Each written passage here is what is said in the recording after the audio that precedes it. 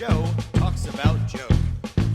And now, your host, Joe Slepsky. Hello again, everybody, and welcome back to Joe on Joe. It's me, your host, Joe Slepsky, and we're back this week for another exciting episode of Joe on Joe Illustrated. We are digging in once again to the Action Force annuals. These are the European annuals printed in, you guessed it, Europe, and they deal with the Action Force version of the G.I. Joe team. If you're a longtime listener, you know we've been going through the annuals like from '85 all the way through 1990. Today is the annual 1991. If you're new to the show, check out previous episodes of Joe on Joe, and you'll see that we've covered the previous issues. Now, what's exciting about the 1991 annual, outside of the amazing Tiger Force cover, which we'll talk about, is that it actually has an original comic book story inside too. So today we're going to be doing the prose story. Next week we'll be doing part 2 of the prose story. But the following week we'll actually be doing a traditional Joe on Joe Illustrated of the comic book that takes place inside, the comic book issue that takes place inside. It's not just special mission reprints. There is a special mission reprint in here, but there is also a new story, and it's by Abnett and Lanning, I believe.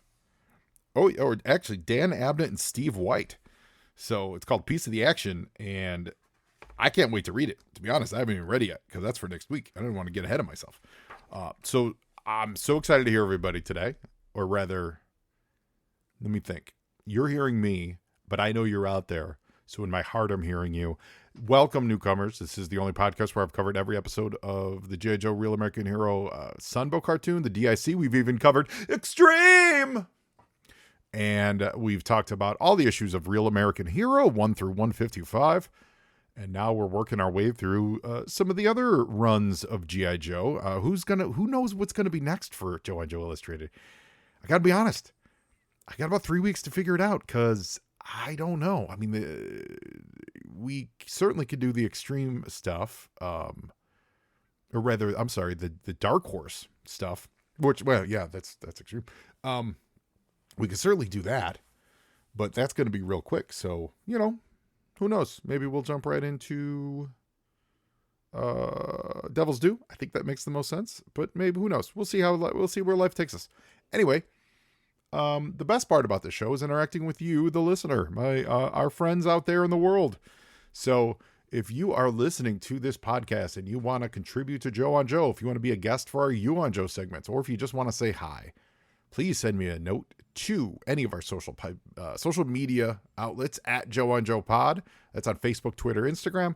You can reach me at joeonjoepod@gmail.com. Send me an email. I love corresponding with you guys and hearing from you from all over the world. It's always exciting. And, if you're listening on a podcatcher, rate and review us if available.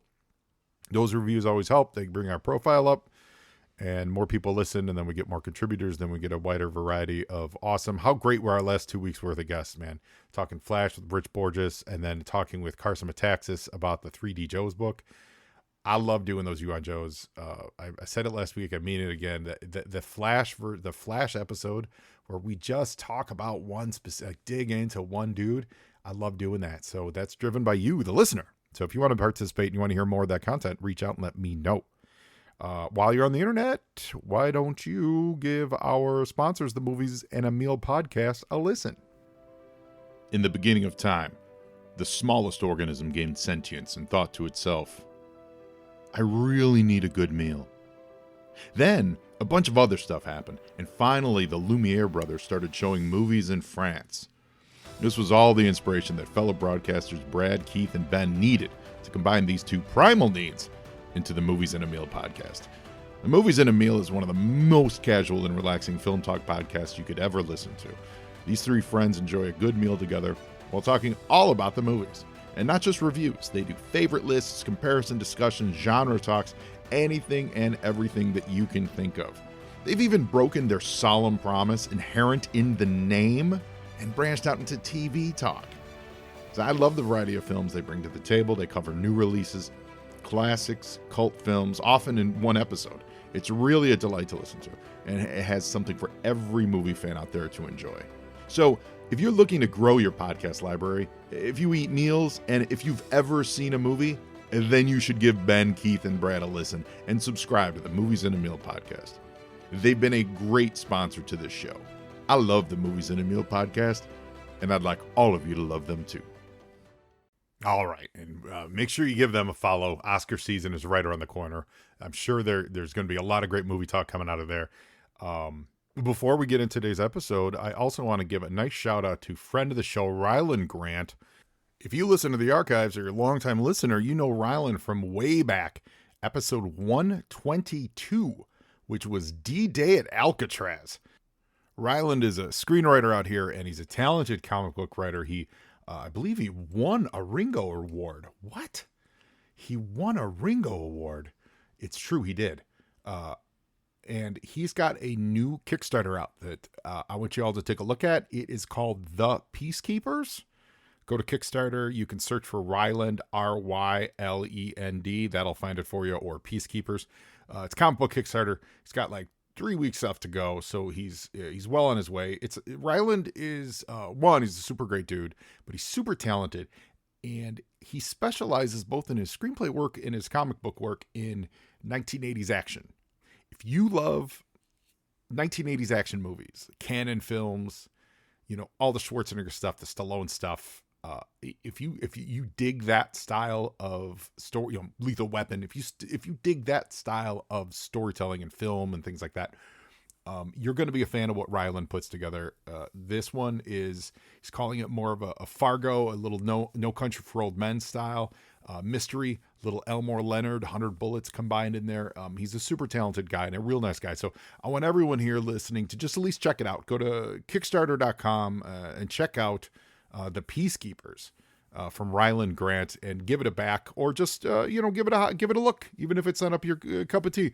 Take a minute to take a glance, because I do think you'll enjoy it. And Ryland's super talented and a super great guy, so I love seeing people succeed like that. Now, speaking of success, we're talking about the G.I. Joe The Action Force Annual from 1991, and this cover is a smashing success. It is featuring the Tiger Force. Tiger Force has never looked better. They're in the desert, so the yellow blends in with the yellow of the Tiger Force. It makes me think they're either in camouflage or otherwise. To be honest, I kind of would have loved to see them they're against a blue backdrop, but on a ground that's different than yellow. But I guess it makes sense if they're going for camouflage from above. Like if they were tropping through like green grass, that would have been fun. But it's great. It's the tiger cat, the tiger fly, and the tiger paw. Don't call it the snow cat. It's the tiger cat. Don't call it the dragonfly. It's the tiger fly. And don't call it the twins 4-wheeler. Call it the tiger paw. Quite frankly, that's exciting, and that's on the cover. We can see Dusty, and then I'm assuming that's Alpine. But not Alpine? What's his name? Who drove the Tiger? Well, Frostbite, rather. Sorry, it is Frostbite. It's the Tiger Force version of Frostbite, and then I'm assuming Wild Bill. But isn't there something crazy like Wild Bill didn't drive the Dragonfly, wasn't it? Yeah, it was Recondo. That's right. We talked about it on the Recondo episode. So he can't be seen in there, but let's assume it's Tiger Force Recondo in the Tigerfly. But it's a fun cover though, and they're all drawn very toy accurate. The detail on the tires alone are worth the price of admission. They're firing against an unseen enemy. Like it's catchy. The thing I want to point out though, it is now G.I. Joe The Action Force. Remember, it started with just Action Force, then became Action Force G.I. Joe. This is G.I. Joe Action Force. This is G.I. Joe The Action Force. You can almost imagine a comma there. So it is now fully branded G.I. Joe. You open up the inside cover. It is a lovely 2-page spread. I don't know who drew it. I don't see any names anywhere. But it is a really fun rendering of all the figures and vehicles from 1990/91 era, right? It's, you've got Snake Eyes, Lieutenant Falcon. It looks like, is that Psych Out? Maybe? Yeah, Psych Out. Certainly you got Duke there. You got General Hawk. You've got the Tiger Fly. You've got a Sky Striker in the air. You've got the X-19. Was it the Pulverizer?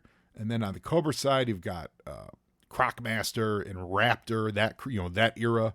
You've got a regular Viper, you've got a Techno Viper, you've got a Televiper, you've got some Trouble Bubbles, you've got the sorry, it's escaping me. The red Viper with the jetpack thing. He's flying around. You've got Zanzibar on his pirate skiff. You got a Fang in the sky. You've got Cobra Commander in his armor gear look. It's great. It's fun. And what I love about this is it is one of those drawings that is just simply meant to represent everything involved. Like there's, it's not, like they're so close. This is not a fight. This is a showdown, right?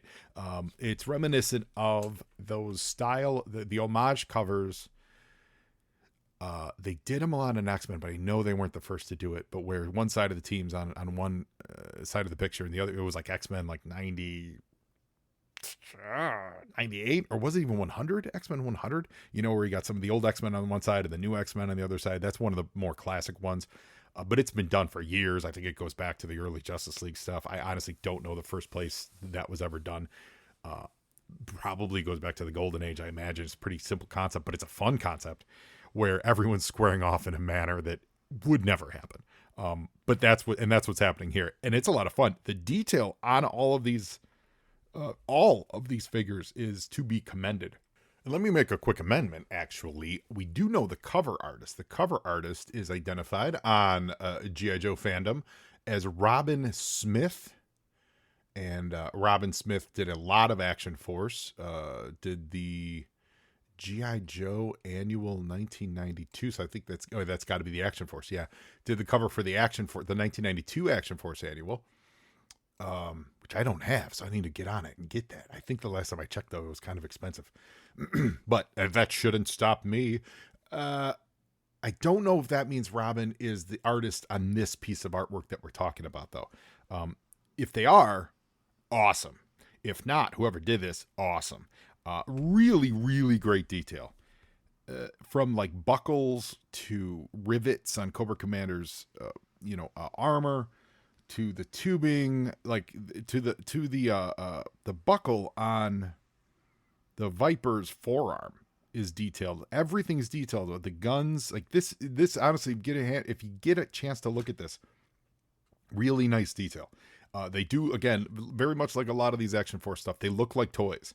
They really do look like toys come to life. They don't look like a real rendering of a real airplane or a real Fang, etc. They look like toys that are posed to play, and I appreciate that. The Fang the Tiger Fly looks like a toy Tiger Fly instead of like a real helicopter, and I appreciate that. And that's been the aesthetic for all this Action Force stuff that we've been covering.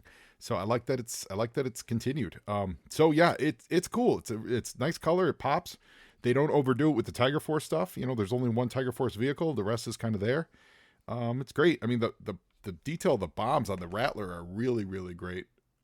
Although I think like perspectives are way off. If the Rattler's on this side, that must mean Zanzibar is like enormous. If you look at this picture, Zanzibar's got to be huge. Anyway, but setting that aside, again, toy size. So I think they were working from toys. I really, really like this picture. So we move inside. We get the table of contents, and we've got Mexican Holiday. Mexican Holiday was a reprint from an issue of Special Missions number 27. So that was written by Michael Fleischer, pencils by Javier Soltares, and that opens up the book. So we go forward about 22 pages, 25 pages, and we get our, is it our first one? Or did I miss one? No, that's our first one. We get an intelligence profile. We'll read this one today. Codename Outback, and they have him rendered in his Tiger Force look, which, by the way, listeners, if you didn't know this, and I mentioned it a bunch last year around this time, or actually around like late spring. If you play WWE 2K23, last year's WWE game on PlayStation or Xbox, you can download a lot of G.I. Joe skins. I think I haven't touched it in a few months, but I think I got near 80 or 85 or something like that. You can do up to 100. So it's been in the back of my head to go back and finish those final 15. But I did a lot of G.I. Joe stuff, and I think they look really good. I would spend a lot of time getting a lot of the detail right, and one of them that I did is Tiger Force Outback, and he has his full tiger on the front of his shirt. I think it pops. He's a fun guy to wrestle with, so check that out. If you search on Joe Pod, or is it just Joe on Joe? I think it's just Joe on Joe on that game.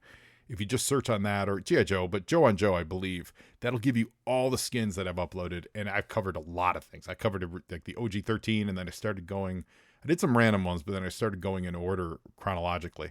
Mostly Joes, a few Cobras, but I really kind of wanted to get a lot of the Joes in the game, so there's a lot there. So this seeing him in the Tiger Force look reminded me of that time, because I had to piece his logo, the Tiger logo, together, like triangular piece by triangular piece in their photo editor for a couple hours in order to get the full look down, and then transplant that onto the outfit that you're building in the game. So it's a lot of fun. Anyway, so it's the file card for Outback, and it's talking about him, and he's got his white hair and he's got his tiger look. And then we go to the next page and we get a tactical arms compendium, which is about the tomahawk. And this is just a kind of a summary of what the tomahawk's all about. And this is interesting. It says the number in service with Action Force varies, but it's usually around 64 tomahawks at a time, split between 4 air mobile squadrons, a heavy lift unit, 2 SAR flights. Regular reorders for tomahawks are made to replace those lost in combat. That's pretty neat. All right. And now we get to, one more. It's Raptor. You guys, I don't know if everyone understands how excited I am to see a Raptor in the Classified series. It's dumb how excited I am to see Raptor in Classified. I think that's going to be amazing, and I can't wait to get my taxes done by a man in a bird suit. It's going to be exciting. So the story is called Action of the Tiger. So we get a Tiger Force prose story.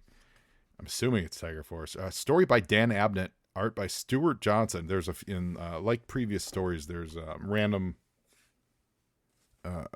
images, it's not fully comic book, it's just random illustrative pictures to kind of help the narrative along. And yeah, sure enough, it's a lot of Tiger Force action. So we're going to get this story going, and colors by Yoon Peters. So the first image is the X-19, the G.I. Joe stealth fighter, and it's zooming over some city in the desert. Could be like a Las Vegas style. I'm assuming it's more something in the Middle East, but we're going to find out. Wednesday, 06:23 hours, open desert, 290 kilometers east of Amman, Jordan. I was right. It was in the Middle East. They'd flown into some of the most troubled airspace in the world after dark, taking a long, hard look at the turbulent cities of the Gulf states, and turned for home without a soul noticing. State-of-the-art stealth technology kept the plane hidden from any watching eyes, make it an invisible, silent ghost. In the confines of the cockpit, Scarlett smiled with the satisfaction that her first mission in the massively secret Action Force stealth fighter had gone so smoothly. It had a lot to do with her pilot, she reflected. He was the best stealth jockey Action Force had, and in a strange way, was as silent and as invisible as the plane he flew. She was damned if she could ever remember his name. Thingy was the best, though. Without a doubt. Presently, they were crossing the Jordanian desert at nearly ground level, their terrain-hugging computer keeping them as low as possible to avoid any unnecessary probing radar. In under 40 minutes, they'd be home. It was one chance in a million that their hyper-low altitude path took them straight over the pitched encampment of the Muhammad. Fierce nomad bandits who haunted the desert wastes. The men were just striking camp in the dawn light when the great black ghost tore out of the eastern sky with a noise like muffled thunder and crossed overhead so low they could almost have touched it. Any other individuals would have thrown themselves to the ground in fear, but not the Muhammad. I'm going to pronounce it Muhammad. Muhammad? I'm going to say Muhammad, guys. They turned as one and rattled away with all the small arms fire they could muster at the noisy intruder to their morning peace. Master caution lights flashed their grim messages in front of Scarlett's eyes. "I'm sorry to ruin your day," said the pilot in front of her. But that little brush with the locals must have punctured our wing tanks, including the reserves. We've just dropped from a quarter laden to an empty in as little as under 3 seconds. As if to emphasize his words, there was a grumbling complaint from the engines. Scarlett shook her head in disbelief and glanced at the unwelcoming desert that seemed to reach up to meet them.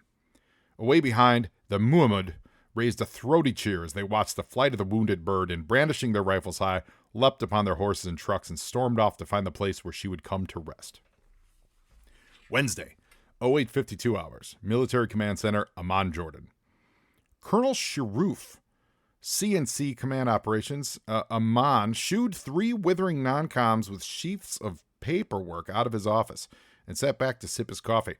At this hour of the day, red tape could wait a while until this particular officer was fully wide awake, mused Sharoof. He considered curling up on the office sofa for another half-hour's doze, an option he was about to take when the door opened and a young officer stepped smartly in.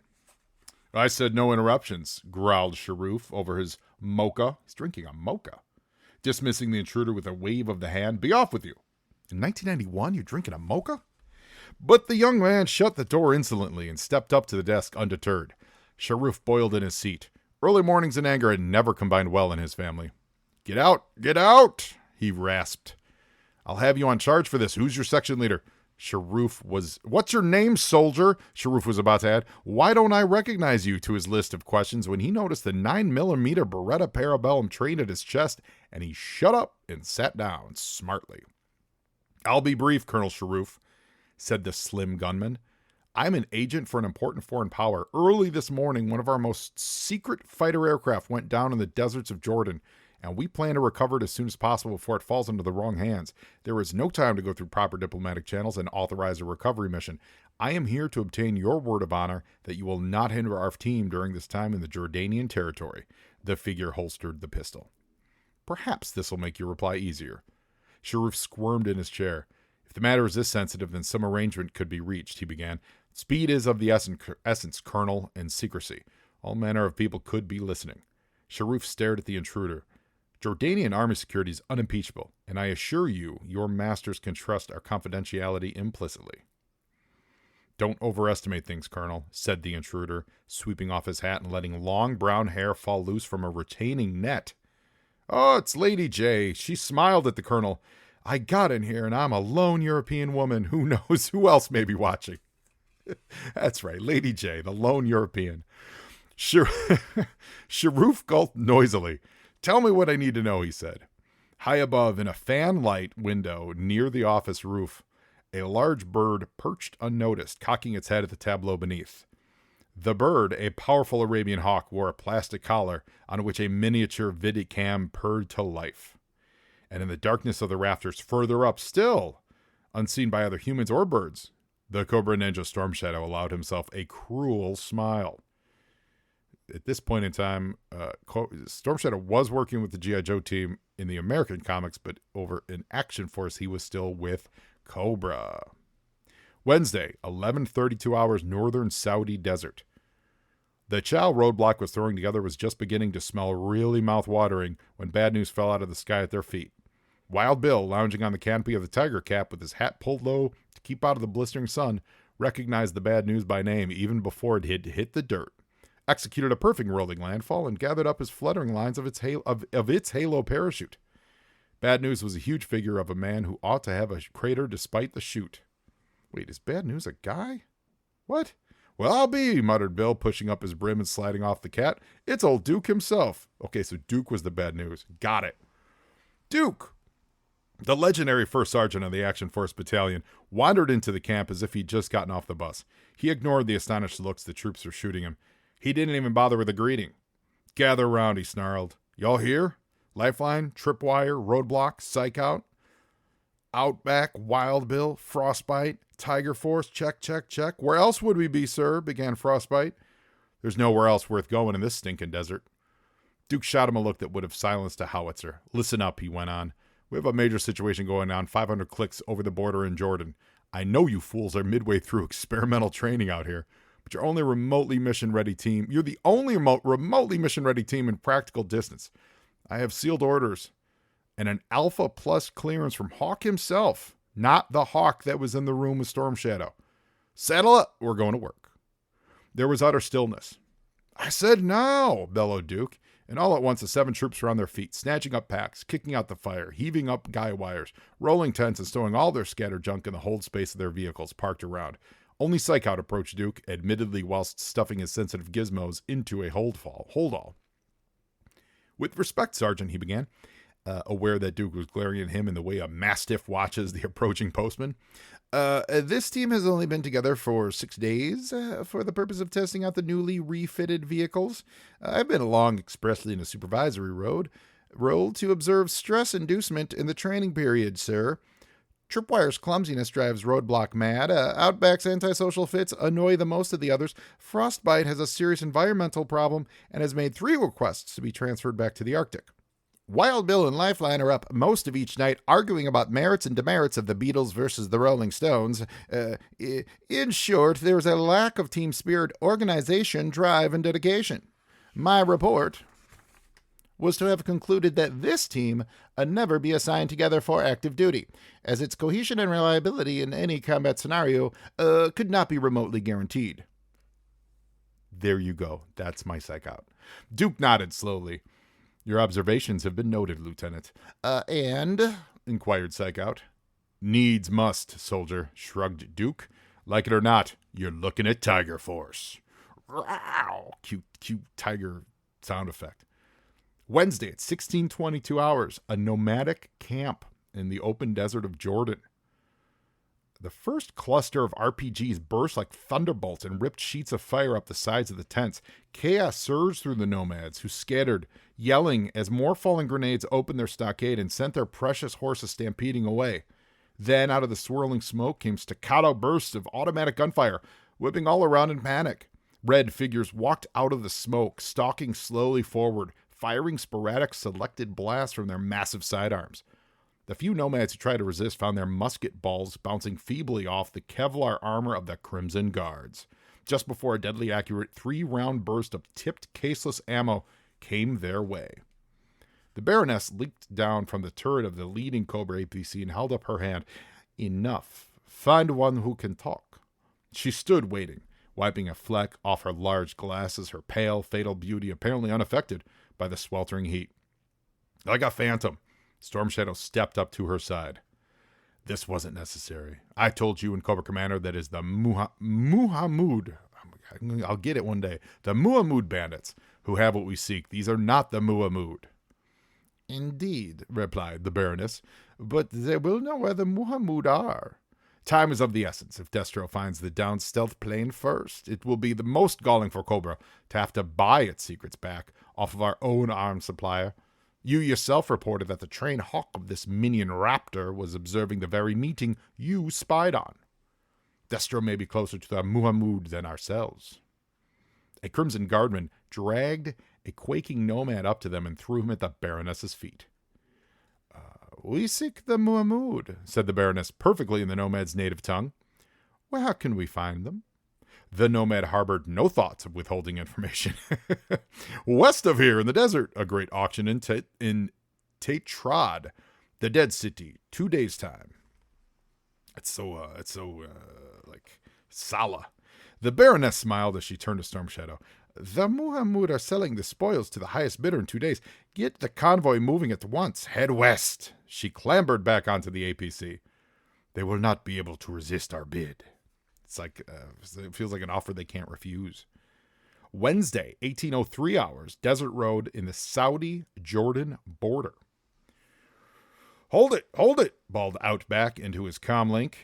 Blasted thing's doing it again. He slewed his camo-painted tiger paw to a halt and pulled up alongside Roadblock, astride another paw. Both vehicles were captured Cobra Ferrets. That's it, Ferret. I always forget the name Ferret. Hybridized for service with the Action Force. Well, mine sounds sweet as a nut, smiled Roadblock sweetly, revving his machine pointedly. Outback whirled and began a spiteful retort, but was quickly choked into coughs by the black smoke pouring out of his own vehicle. Behind them, the Tiger Cat pulled up. The cat was a big ex-Arctic snowcat, radically converted for temperate operations. The rest of the team were riding on it, all except Wild Bill, who circled overhead in his customized Dragonfly chopper, the Tigerfly. But it's supposed to be Recondo. Anyway, I mean, it's not supposed to be Recondo, but, we've covered this. Duke leapt down from the cat and took a practiced look at the offending ferret. Cobra junk. Scrap it. We're losing time. Outback, ride up on the back of the cat with us. There was a chorus of disapproval. It's crowded enough up here, called Lifeline. He's not coming anywhere near me with those socks, put in Frostbite. Sir, said Outback, I'm afraid that the oaf tripwire may knock me off the back of the cat if I ride up with him. You gotta be a jerk to trip. That's your problem if you can't keep your junk in working order, interjected Roadblock. You were the one who wrote this thing to death, wailed Outback. Duke gritted his teeth and found Psych Out had caught his eye. Psych Out, if you say I told you so, you can walk to him on. Outback, get up there. You guys, shut up now. Frostbite, start the engine. This is not a school outing. This is serious. Move it. Leaving the smoking four-wheeler in its wake, Tiger Force moved on. I really hope they would have set C4 to it and destroyed it. Anyway, Wednesday, 2120, the Sacred Light Hotel in Damascus, Syria. The hawk wheeled against the sunset and came to rest on the outstretched fist. Raptor cooed at his pet, put on its leather hood, and placed it on the freestanding perch nearby the hotel balcony. We should move now, he said. Is that good accountant speak? The Muhammad have arranged an auction in a place called Tetrad, an ancient ruined city in the Jordanian desert. The auction will be at noon on Friday. Cobra and the Action Force team are both closing in on them. My birds have told me this much. We must go directly to the Tetrad and beat them to the kill. Raptor turned to his master. Don't you agree? Destro, his mask glinting in the sunset, brooded silently for a moment. Your information is comprehensive and excellent. We could take the prize from under their noses right now. But much could be gained in addition if we were to play the sides against each other. He turned and gazed out over the Damascan roofscape. We deploy 3 squads of my Iron Grenadiers secretly in Tetrad.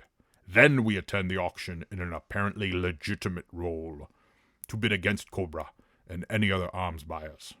Sooner or later, both Cobra and Action Force will have to make their move. Bloodshed will ensue. Let them destroy each other. At the end, we move in to claim our prize with the added bonus of having several obstacles removed for us. You hold a particular grudge? Mused Raptor. Action Force and Cobra are both fools. It would be satisfying to see more of their operatives expended. As for a grudge, you tell me the Ninja Storm Shadows with the Cobra team. He is the only pawn of Cobra commanders that I respect and fear. If he should chance to, quote, fall in the firefight at Tetrad, then the path to Cobra Commander, his pallid throat will be cleared for me without having to bloody my hands.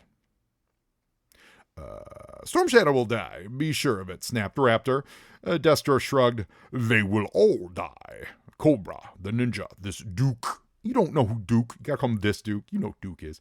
And his squabbling goons. Perhaps the Baroness I will show mercy. But she is the exception. The others will not leave Tetrad alive. A Wednesday, 23 hours in Tetrad in the Jordanian desert. This city was ancient and vast, lost to the desert centuries before, but tonight it was not empty. The great square resounded with the sounds of merrymaking. Tents were pitched, fires were burned, and horses stood in wide corrals. Up on a makeshift stockade at the far end of the square, Scarlet and her resolutely anonymous co-pilot tried to find a comfortable way to sit in their shackles. What do they do when they finished feasting? Scarlet muttered. Feast some more, replied her companion, from the gloom.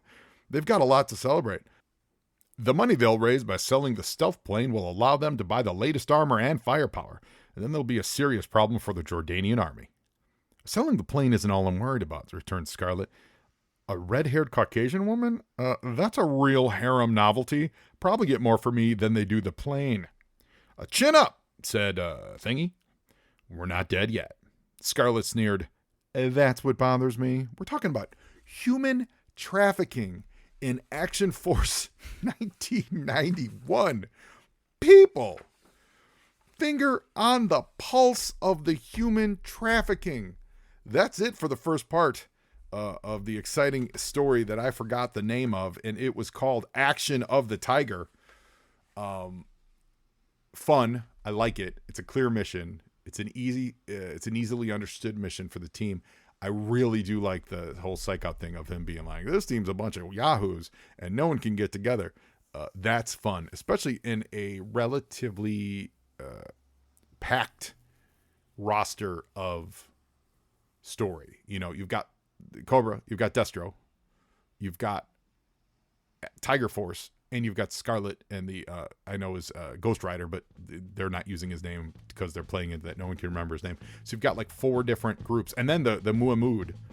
So you've got like 5 different groups that you kind of have to tell their story a little bit, even though we kind of haven't really gotten into details on the Muamud yet. But and within that, you've even just taken the opportunity to establish that the problem with Tiger Force is no one gets along, so therefore it's going to be rocky. I think that's great. I think that's really smart, really well written. Hope you guys enjoyed it. Hope you guys enjoyed my rich vocal performances.